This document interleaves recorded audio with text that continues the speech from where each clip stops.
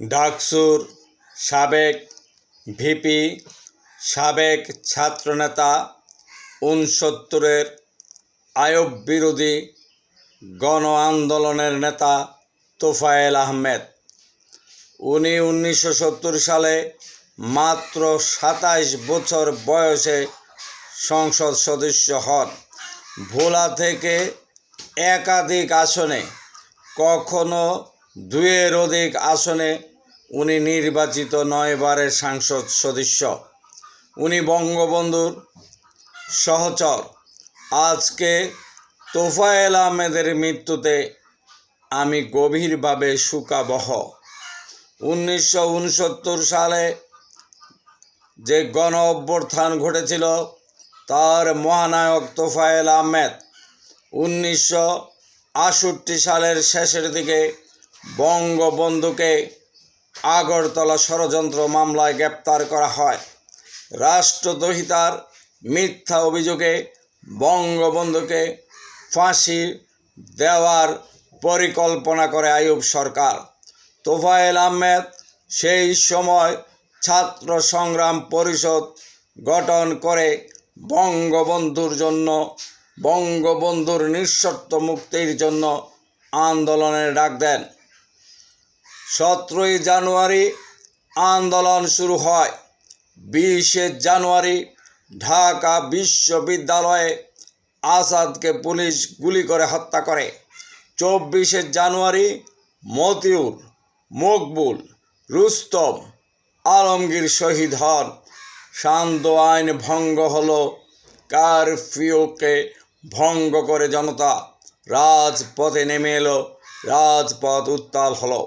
৯ ফেব্রুয়ারি পল্টনের জনসভায় তোফায়েল আহমেদের সভাপতিত্বে অনুষ্ঠিত হয়। সেই সভার সভাপতির ভাষণে তোফায়েল আহমেদ বলেন, শপথ নিলাম মুজিব ভাইকে মুক্ত করব। শপথ নিলাম বাংলা মাকে মুক্ত করব।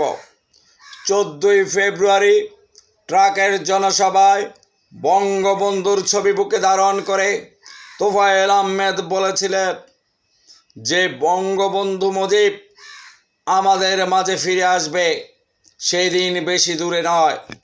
২১শে ফেব্রুয়ারি প্রভাত ফেরিতে গিয়ে ফুল দিয়ে শহীদদের শ্রদ্ধা জানানোর পর প্রভাত ফেরি প্রাঙ্গণে তোফায়েল আহমেদ বক্তৃতা করেন, যা তাৎক্ষণিকভাবে জনসভায় রূপান্তরিত হয়।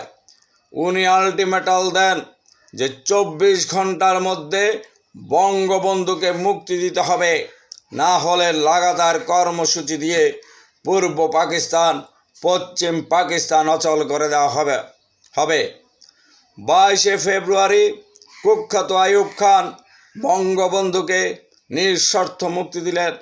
২৩শে ফেব্রুয়ারি তোফায়েল আহমেদের নেতৃত্বে ছাত্র সংগ্রাম পরিষদ রেসকোর্স ময়দানে, বর্তমান সরোয়ার্দী উদ্যানে এক ছাত্র গণসংবর্ধনা দেওয়ার আয়োজন করেন বঙ্গবন্ধুকে, যা পরে জনগণসংবর্ধনায় রূপান্তরিত হয়। সেই দিন তোফায়েল আহমেদ সভাপতির ভাষণে বলেন যে, প্রিয় নেতা, তুমি তোমার জীবন উৎসর্গ করেছ বাঙালি জাতির জন্যে। তুমি ফাঁসির কাষ্ঠ গিয়ে তুমি জয়গান গেয়েছ। তুমি বাঙালি জাতির জন্য জেল খেটেছ। তোমার জীবন বিপন্ন করেছ প্রিয় নেতা, আমরা তোমার কাছে ঋণী। এই ঋণ আমরা কোনোদিন শোধ করতে পারবো না। তোফায়েল আহমেদ সেদিন বলেন যে বাঙালি জাতি তার কৃতজ্ঞ চিত্তে আজকে বঙ্গবন্ধু উপাধিতে ভূষিত করলো তোমাকে। তোমার নামের সাথে আজ থেকে যুক্ত হলো বঙ্গবন্ধু শেখ মুজিবুর রহমান। এই তোফায়েল আহমেদের ৬৯-এর গণ অভ্যুত্থানে আন্দোলন সফল হওয়ার পরে আইয়ুব খানের পতন হয়। সেই নেতা তোফায়েল আহমেদকে আজকে তার আত্মার মাগফিরাত কামনা করি। মহান আল্লাহ যেন ওনাকে বেহেশত নসিব করে।